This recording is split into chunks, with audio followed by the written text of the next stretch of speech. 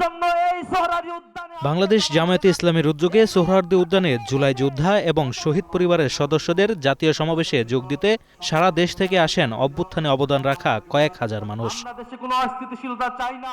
এ সময় জুলাইয়ের চেতনা সমুন্নত রাখতে ঐক্যবদ্ধ থাকবেন বলে জানান 11 দলীয় ঐক্যের নেতারা। গণভোটের রায় বাস্তবায়ন করে জুলাই গণ অভ্যুত্থানকে প্রকৃত সম্মান দেওয়া, জুলাই শহীদ পরিবারকে প্রকৃত সম্মান দেওয়া হবে। ইনশাআল্লাহ আমরা ঐক্যবদ্ধভাবে আমাদের সে দাবি আদায় করে ছাড়ব। জুলাই যোদ্ধাহত যোদ্ধারা এবং জুলাইয়ের শহীদ পরিবার, জুলাই যোদ্ধারা বাংলাদেশে আবার জুলাইয়ের মতো নতুন করে আরেক সংগ্রামে নামবে।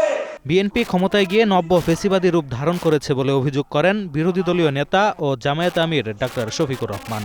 মানুষের আশ্রয়ের জায়গা, আইনের আশ্রয়ের জায়গা থানা, সেই থানার ভিতরে ঢুকে দুঃখজনকভাবে ডাকসুর নির্বাচিত প্রতিনিধিদের উপরে হামলা করা হয়েছে। বার্তা পরিষ্কার। যেদিন তারা গণভোটের রায় অস্বীকার করেছেন, আমি বলেছিলাম বিএনপি আজকে থেকে ফেসিবাদের পথে যাত্রা শুরু করলো। সরকার মুখে জুলাইয়ের কথা বললেও কাজে অভ্যুত্থানের বিপরীতে অবস্থান নিয়েছে। গণভোটের রায় নিয়ে বিএনপি জাতির সঙ্গে প্রতারণা করছে বলেও জানান তিনি। আমরা কারোর ন্যায্য অবদানকে কখনো আমরা অস্বীকার করি না। আন্দোলন আমরা সবাই করেছি, কিন্তু আমরা তীরে ভিড়তে পারি নাই। আমাদের তরি সমুদ্রে ভাসমান ছিল। জুলাই আন্দোলনের নায়করা এই তরি নিয়ে ঘাটে ভিড়েছে, জাতিকে মুক্তির পথ দেখিয়েছে।